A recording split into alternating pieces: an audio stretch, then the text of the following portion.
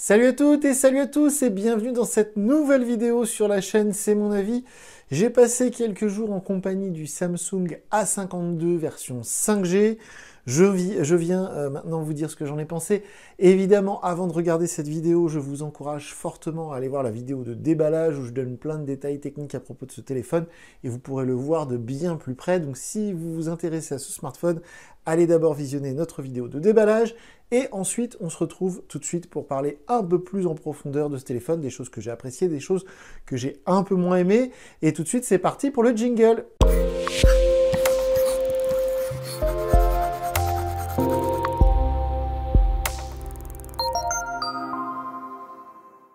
Donc si vous êtes là, c'est que vous avez vu la vidéo de déballage et maintenant on est prêt à parler de ce Samsung A52 un peu plus sérieusement. Donc ce téléphone, je le rappelle, il est proposé aux alentours de 400 €. Son prix normal, c'est 449 €. En ce moment, il y a une promotion chez certains revendeurs, chez Boulanger notamment. Je ne suis pas du tout sponsorisé par Boulanger ni par Samsung.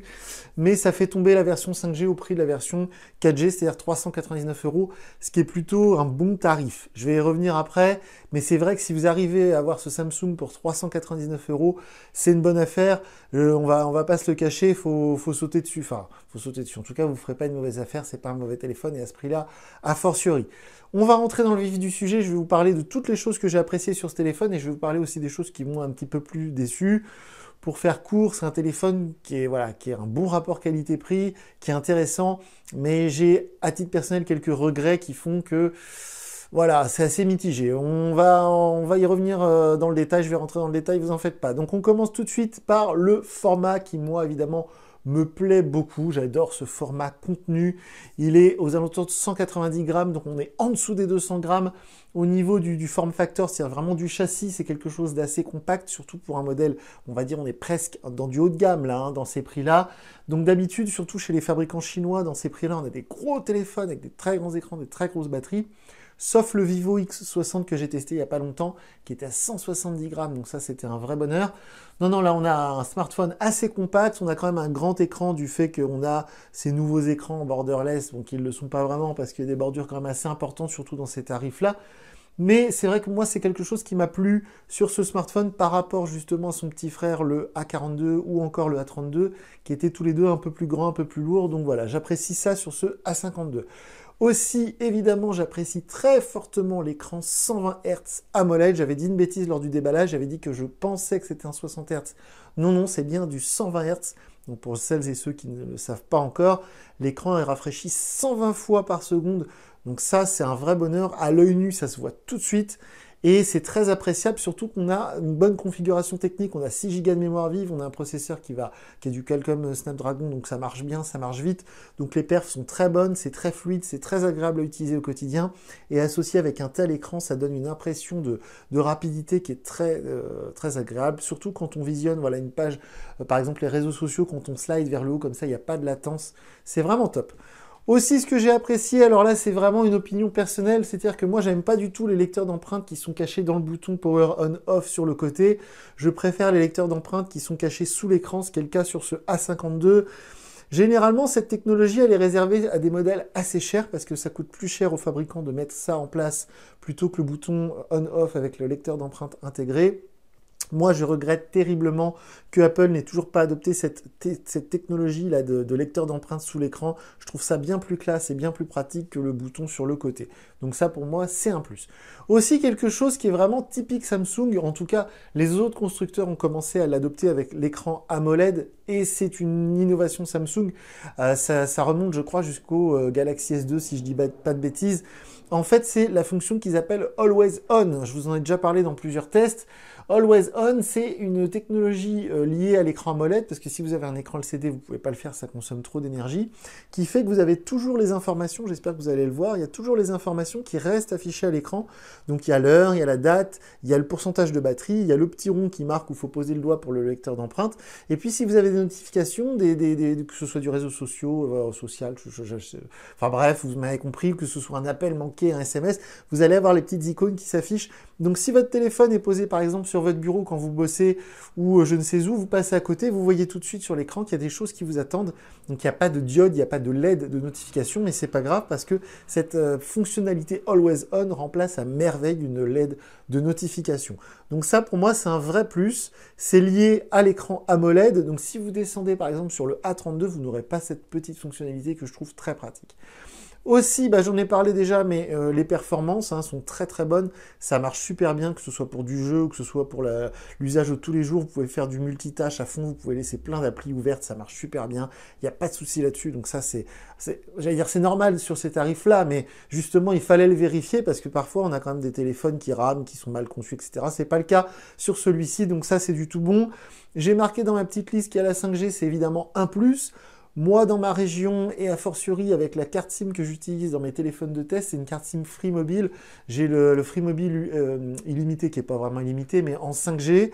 Et malheureusement, j'ai beau aller là où partout, là où il est censé avoir des poteaux 5G, j'ai jamais la 5G, mais c'est pas lié à ce modèle précisément, parce que malheureusement, ça me le fait à chaque fois.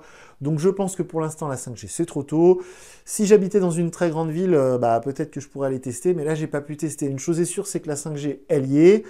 Donc ça c'est un plus, je dirais c'est presque inévitable aujourd'hui. Si vous regardez cette vidéo, que vous comptez dépenser une telle somme, c'est-à-dire on est presque dans les 400 €, vous comptez acheter un nouveau smartphone qui va sans doute vous durer quelques mois ou en tout cas quelques années, pour moi c'est inévitable, impensable d'aller investir dans un téléphone qui ne fait que 4G, parce que c'est un peu comme si on remontait 10 ans en arrière. Il y a 10 ans en arrière, vous aviez la bascule entre 3G et 4G, et aujourd'hui, il serait impensable d'avoir un téléphone 3G. Je sais que j'ai des clients parfois qui se dépannent avec un vieux smartphone trouvé dans un tiroir, et ils viennent me voir en disant « je comprends pas, ça marche pas, j'ai pas les applis, tout ça ». Je leur dis « bah oui, mais il fait pas 4G votre téléphone, c'est pour ça que ça marche pas, que vous pouvez pas faire Google Navigation, tout ça ». On s'en rappelle plus, mais la 3G, aujourd'hui, c'est inenvisageable. Et bien là, pour moi, c'est pareil. Si vous regardez cette vidéo, vous cherchez un téléphone dans ces tarifs-là, si vous avez le choix entre un 4G et un 5G, il ne faut pas hésiter une seule seconde. Donc pour moi, évidemment, c'est un plus. Et j'ai même du mal à comprendre pourquoi un tel fabricant comme Samsung propose deux versions, une version 4G, une version 5G. Je vois vraiment pas l'intérêt de faire ça. Bref, donc celui-ci que j'ai dans la main, c'est la version 5G. Donc pour moi, c'est un plus. Et là, on passe dans un truc qui sont des détails pour certains, mais pour moi, ça veut dire beaucoup, comme dirait la chanson. Mais c'est vraiment des choses qui m'ont plu dès la lecture de la fiche technique. C'est pas uniquement en utilisant le téléphone. Je le savais déjà avant de l'acheter. Et pour moi, ce sont des avantages qui sont énormes par rapport à certains concurrents. Je veux parler de l'étanchéité. Ce téléphone est certifié IP67, c'est-à-dire que vous pouvez le plonger dans la baignoire, vous pouvez le mettre dans l'évier, vous pouvez le mettre dans le lavabo, vous pouvez le faire tourner dans la piscine, et il ne sera pas endommagé. Donc pour moi, ça c'est un vrai plus, c'est quelque chose de très important, surtout dans ces tarifs-là, je le répète, parce que quand on lâche presque 400, 500 € dans un smartphone, s'il n'est pas étanche, franchement, c'est pas possible, c'est pas possible. Surtout que cette technologie de l'étanchéité est maîtrisée par les fabricants depuis déjà quelques années. Celui qui a popularisé ça, évidemment, c'est l'iPhone 7. Et là, du coup, on a la certification IP67 sur ce Samsung A52. Et j'enchaîne tout de suite sur un autre truc qui, pour moi, est un détail très important également, c'est qu'on a le son en stéréo quand on est en mode haut-parleur. Ça, c'est pareil, à chaque fois, je suis très chiant avec ça, je suis désolé, mais c'est tellement pratique au quotidien. Quand vous regardez un film, une série, une vidéo YouTube, quand vous jouez à un jeu vidéo, vous avez le son qui sort ici, vous avez le son qui sort là. C'est vraiment agréable, c'est quelque chose qui a été inventé il y a déjà quelques années, et pour moi, ce serait une norme, quoi. Ça me surprend toujours que certains modèles ne proposent pas d'office cette fonctionnalité, on va dire, haut-parleur stéréo. J'avais adoré le Poco X3 il y a quelques mois, qui a même pas 250 € proposé le son en stéréo. Donc là, on est à 200 € de plus, on va dire. Il y a le son stéréo, donc c'est tout bon, c'est très cool. Et ensuite, on bascule dans les trucs. Alors, je dirais pas que c'est des défauts du téléphone, je dirais que c'est des petits points où j'étais un peu... c'est tiède. C'est-à-dire que c'est pas... je me suis pas dit « waouh, ça marche bien ». Et d'un autre côté, je me suis pas dit « oh, ça marche pas bien ». Je m'explique tout de suite, on se retrouve pour les inconvénients, pour les choses que j'ai un peu moins appréciées sur ce Samsung A52. Alors je vais vous parler tout de suite de l'autonomie et des photos. C'est pas quelque chose que je vais mettre dans les défauts du téléphone et c'est pas quelque chose que j'ai voulu mettre sur ma petite liste que je fais tout le temps dans les plus. C'est-à-dire que là je sors du test du Xiaomi Redmi Note 10 et le 10 Pro pardon, et le Xiaomi Redmi Note 10 Pro, il a un capteur photo exceptionnel. Franchement, ils ont fait très fort chez Xiaomi. À 250 €, vous avez un capteur 108 mégapixels et toute la partie photo du Xiaomi est très réussie. Et donc, du coup, j'enchaîne sur ce A52, qui est un super smartphone que j'ai, excusez-moi de dire ça, que j'ai kiffé, j'ai adoré, mais la partie photo, elle n'est pas exceptionnelle. Elle est très bonne. Je vous mets comme d'habitude sous la vidéo le lien vers ma galerie Google Photos. Vous pourrez voir par vous-même la qualité photo de ce Samsung A52. Mais du coup, les photos sont très bonnes, mais elles ne sont pas exceptionnelles. Donc voilà, je dirais pas que c'est un défaut. Si je devais faire les plus et les moins, comme on trouve sur certains sites quand on va chercher des tests écrits de certains smartphones, je le mettrais pas dans les choses ratées, je le mettrais pas dans les plus. C'est un peu mitigé. Et en fait, quand on achète un smartphone aujourd'hui, moi du temps où j'étais vendeur d'artistes, c'était vraiment les deux qualités qui sont d'abord recherchées par le consommateur, par le client, par vous qui allez acheter un téléphone, c'est l'autonomie et c'est la qualité photo. Donc du coup, là, l'autonomie, elle est bonne dans le sens où on peut très facilement tenir une journée sur la batterie, sur une charge complète. Ça, c'est validé, il n'y a pas de souci. Les photos sont bonnes dans le sens où vous pouvez prendre des photos en extérieur, que ce soit quand vous allez en vacances, des photos de vos enfants, des photos de vous, des photos de votre chien, votre chat, en extérieur, en intérieur, les photos vont être réussies, il n'y a pas de souci là-dessus. Mais si vous cherchez le meilleur photophone, ce ne sera pas celui-ci. Si vous cherchez la meilleure autonomie actuellement, ce ne sera pas celui-ci. Donc, vu le tarif, je dirais pas que j'ai été déçu, mais je dirais on aurait pu faire un peu mieux. Alors chez Samsung, ils sont un peu entre deux eaux parce que la gamme A est tellement étendue. On part du A10, A12 qui est dans les 119 €. On monte jusqu'au A70, A71, A72 qui sont des téléphones à 600-700 €, peut-être même 800 je crois. Donc du coup, je pense qu'ils ne pouvaient pas mettre un capteur photo meilleur sur ce modèle parce que sinon ils auraient déséquilibré la gamme. Donc voilà, je dirais que le capteur photo est pas beaucoup mieux que ce que j'avais pu tester sur le A32 ou le A42. On est quasiment sur la même qualité photo. Donc si vous achetez ce téléphone pour avoir les meilleures photos du monde, bah, les photos sont bonnes. Vous pouvez faire des très belles photos pour Instagram, vous pouvez faire des snaps, il n'y a pas de souci. Vous pourrez faire de la visio, des appels en visio, ça marche très bien. Mais si vous regardez cette vidéo, vous êtes à la recherche du meilleur smartphone pour faire des photos de ouf, bah, dans ces tarifs-là, je vous conseille par exemple plutôt le Vivo X60 que j'ai testé sur la chaîne il n'y a pas longtemps. Et au niveau de l'autonomie, je disais, c'est pareil, c'est-à-dire que c'est pas loupé, on peut très facilement tenir une journée sur une charge complète. 2 jours, ça va être dur. Et à titre perso, dans les quelques jours que j'ai utilisé ce téléphone, en fait, je me suis rendu compte que si je fais beaucoup de routes, beaucoup de navigation GPS, bah du coup, le téléphone, il a du mal à tenir une journée sur charge, c'est tout juste, quoi. Donc voilà, je dirais pas que c'est loupé, je dirais pas que c'est exceptionnel, c'est correct, c'est bon, c'est validé, sans plus. Et ensuite, on passe aux trucs qui sont, pour le coup, un peu moins validés, qui m'ont un petit peu moins enchanté, voire pas du tout enchanté. On va parler rapidement parce que je vous ai déjà bien saoulé avec ça sur le A32. Eh bien, en fait, l'interface One UI de chez Samsung, comment dire, ça souffle le chaud et le froid. C'est-à-dire que c'est stable, ça marche bien, c'est performant, il y a des mises à jour, ok, pas de problème. Mais il y a tellement de choses parfois qui me font râler, qui me font dire, bon... Samsung, des fois, je pense qu'ils ont beaucoup de mal à aller de l'avant, je pense qu'ils ont beaucoup de mal à laisser tomber ce qu'ils faisaient avant, à faire table rase et à repartir sur un nouveau truc. Et pourtant, ils ont essayé de le faire en laissant tomber plutôt TouchWiz et en partant sur One UI, mais ils n'ont pas non plus révolutionné le truc. Je pense qu'ils n'ont pas voulu non plus perturber les clients fidèles Samsung qui essaient de retrouver toujours un peu les mêmes choses. Comme sur iPhone, c'est difficile de faire des révolutions parce que il y a des personnes, ça fait 10 ans qu'ils sont sur iPhone, donc si vous changez tout d'un coup, ça va les perturber. Bah là, je pense que c'est un peu pareil pour Samsung. Donc l'interface One UI, pour le commun des mortels, pour 99% des gens, c'est bien, ça marche bien, il n'y a pas de souci, voilà, c'est du classique. Là, ce que vous voyez ici, ce que vous voyez sous vos yeux, là, j'ai changé le lanceur d'application, le launcher. J'ai mis ce qu'on appelle Poco Launcher, je sais pas si vous allez le voir, je sais pas s'il est dans la liste des applis, il est même pas dans la liste des applis. En fait, Poco Launcher, c'est un truc qui est fait par Xiaomi pour la gamme de téléphones Pocophone, et ça change un peu la présentation de la page d'accueil, ça change un peu le tiroir d'application, et on peut un peu plus personnaliser la page d'accueil.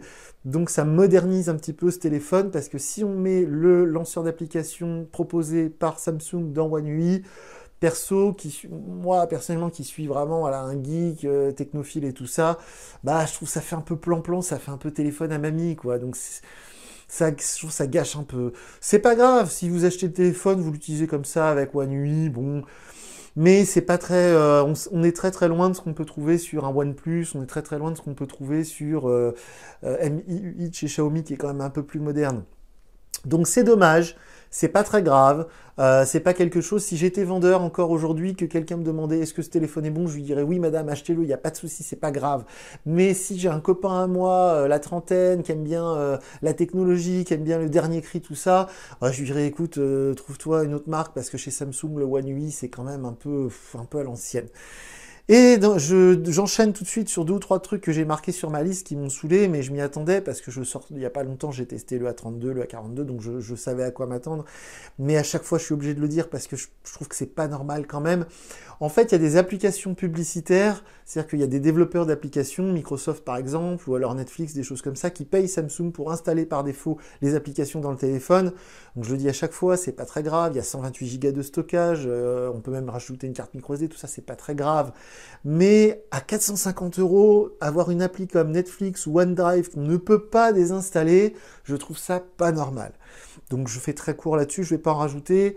Et aussi dans la même veine, voilà, du même genre, il y a des fonctionnalités Samsung partout, des smart machins, des smart trucs. Pourtant, j'ai même pas mis mon compte Samsung pour pas être bombardé de toutes ces fonctionnalités qui ne me servent à rien et dont je n'ai pas besoin. Il y a des smart pay, des smart Samsung Cloud, des smart contacts, des smart trucs. Oh, c'est saoulant, franchement, c'est saoulant. Et là, je me suis même surpris à m'agacer dans le mode photo. En fait, même dans le mode photo, quand on prend des photos avec ce téléphone, j'étais en train de faire mon test, comme je fais d'habitude, à côté d'ici, là, à la cathédrale, et je prenais plein de photos de la cathédrale, et il y a un moment, je me suis agacé tout seul, parce que le téléphone, il me proposait un mode machin chose, smart bidule, faites une vidéo smart machin, et essayez la fonctionnalité smart truc, ils ont fait des filtres un peu comme Snapchat, ils ont fait single take, je comprends même pas ce que c'est, voilà.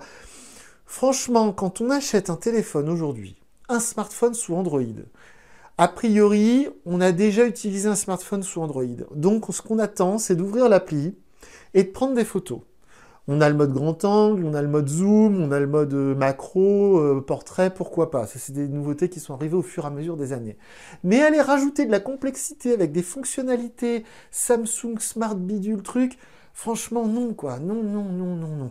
Donc, c'est une des raisons pour lesquelles ce téléphone, je n'en ferai pas mon téléphone perso. Il est très bon. Toute la partie hardware est très réussie, le matériel est bon, il est étanche, machin. Il y a plein de trucs qui me plaisent beaucoup sur ce téléphone. Mais c'est ce genre de petits détails purement logiciels qui me font dire que Samsung, ils n'ont pas encore compris, ils ne sont pas les seuls, hein, ils n'ont pas encore compris que pour rattraper les concurrents chinois, il faut arrêter de dépenser de l'énergie, du R&D, de la recherche-développement dans ce genre de fonctionnalités. Donc excusez-moi de parler comme ça, mais personne n'a rien à faire, quoi. C'est purement personnel comme avis, je suis désolé, mais ça compte quand voilà, j'essaye un téléphone, c'est ce genre de choses qui m'agacent. Bref. J'arrête de parler de ça.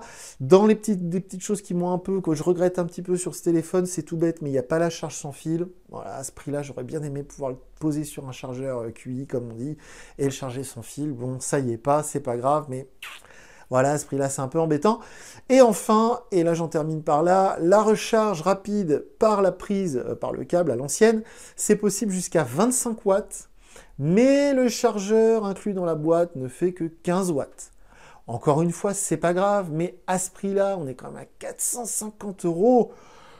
Ça fait beaucoup de sous à sortir. Eh ben, ils auraient pu mettre un chargeur 30 watts, quoi. Franchement, ça aurait pas été un truc de fou de mettre un chargeur 30 watts dans la boîte. Je sais que les fabricants chinois, c'est difficile de les comparer parce qu'il paraît qu'ils ont du, je sais plus comment on appelle ça, du dumping social. Enfin bref, il paraît qu'il y a des magouilles chinoises pour faire que les téléphones soient si peu chers, tout ça. Peut-être. C'est possible que les marques chinoises, Oppo, Vivo, Realme, Xiaomi, sont un peu en concurrence déloyale avec une marque comme Samsung. C'est possible. Mais aujourd'hui, quand on est consommateur, on sort beaucoup de sous pour un téléphone. Bah, quand on a dans la boîte une coque gratuite, ce qui n'est pas le cas ici, quand on a dans la boîte un chargeur rapide 30 watts, bah ça fait plaisir quoi, ça fait plaisir. Là c'est pas le cas, c'est un petit peu dommage, surtout qu'avec le chargeur qui est dans la boîte, j'ai fait un test, on a à peu près 1% par minute, donc ce qui fait que quand vous tombez à 0%, il faut 90 minutes, 100 minutes, donc 1h30, une grosse heure et demie pour recharger la batterie à 100%, c'est vraiment beaucoup et c'est vraiment ballot. Pour conclure sur ce Samsung A52 5G, eh bien je dirais comme tout en début de vidéo que c'est un bon téléphone si vous regardez cette vidéo parce que vous hésitez à l'acheter, que vous l'avez vu sur Darty, sur Boulanger, sur Cdiscount, je ne sais où, vous avez vu ce nouveau modèle qui vient de sortir, vous ne le connaissez pas, vous avez été sur Google, vous avez lu quelques tests, vous ne savez pas quoi en penser, eh ben achetez-le, vous ne serez pas déçus. Hein, franchement c'est un bon téléphone, c'est un bel objet. Vous pouvez pas avoir honte du téléphone quand vous le sortez de votre poche, il est très beau, il est très élégant, même en noir comme ça, moi j'aime bien les téléphones avec des couleurs vives, et ben même en noir, il est très joli, c'est un téléphone qui est attachant, que j'ai apprécié utiliser, que j'apprécie, voilà, j'apprécie m'en servir, ses performances, ça va vite, ça marche bien, si on veut le dégainer pour prendre une photo, la photo elle est nette, elle est belle, ça marche quoi, il n'y a pas de souci, il n'y a pas de gros défauts majeurs, donc achetez-le. Après, évidemment, si vous êtes à la recherche, comme je disais, d'une meilleure photophone, ce ne sera pas forcément celui-ci, niveau rapport qualité-prix, vous pourrez trouver mieux. Si vous cherchez la meilleure autonomie, évidemment, c'est pareil, vous pourrez trouver mieux. Et il y a des petits détails purement Samsung qui peuvent être assez agaçants au quotidien. Donc voilà, si vous êtes un peu geek, vous aimez bien, voilà, vous avez un beau PC gaming, vous cherchez vraiment un téléphone, vraiment, on en a pour son argent et tout, bourré de qualité, tout ça, vous pourrez peut-être trouver un peu mieux. Mais à l'inverse, pardon, si vous êtes allergique aux marques chinoises ou au contraire si vous êtes un fan Samsung, vous avez toujours eu du Samsung, vous appréciez justement la connectivité avec une montre Samsung, avec des Samsung Galaxy Airbuds ou je sais pas quoi, si vous avez voilà, un PC Samsung, vous êtes fan Samsung, vous pouvez l'acheter, vous ne serez pas déçu, c'est un très bon smartphone. Honnêtement, il y a quelques années, ça aurait été un Galaxy S, hein, on ne serait pas dans la gamme A, on serait dans la gamme S, parce que là, on est vraiment sur un produit très haut de gamme, qui répond à beaucoup d'attentes, et les choses qui m'ont déçu, ça fait partie, c'est de l'ordre du détail, c'est de l'ordre du ressenti perso. Si j'étais vraiment purement objectif et je faisais des mesures un peu comme le font les numériques ou ce genre de site, bah tout est bon, l'écran est bon, voilà, les performances sont bonnes, il fait 5G, le capteur photo est bon, etc. Donc voilà, c'est plus de l'ordre du ressenti, de l'ordre vraiment du conseil perso, mais sinon sur un plan purement voilà, mathématique et purement concret, c'est pas un mauvais téléphone. Donc voilà, si vous avez des questions comme d'habitude, n'hésitez pas à me suivre. Maintenant, je suis sur les réseaux sociaux, je suis revenu sur Twitter, Instagram, je vous mets les liens sous la vidéo. Je vous encourage fortement à aller voir ma vidéo de déballage de ce téléphone, ma vidéo de test de son petit frère le A32 par exemple, etc. Ça peut être intéressant pour vous. Et dans ces mêmes prix, là, dans les 400 €, on avait donc le Vivo X60 qui est un peu à part parce qu'il n'est pas officiellement vendu en Europe. Donc voilà, c'est un peu un concurrent spécial. Mais je désespère pas de tester d'autres téléphones dans ces prix-là qui vont arriver là au cours de l'année et qui seront en directe concurrence avec ce modèle. Et donc sans doute que je serai amené à reparler de ce A52 dans mes vidéos futures, donc n'hésitez pas à vous abonner à la chaîne. Et enfin, allez regarder les photos, je vous mets le lien vers la galerie Google Photos, vous pourrez voir de quoi est capable ce A52 en matière de photos, et vous verrez que franchement c'est pas dégueu quoi. Donc voilà pour cette vidéo du test de A52 5G Samsung, moi je vous dis à très bientôt pour une nouvelle vidéo sur la chaîne, salut!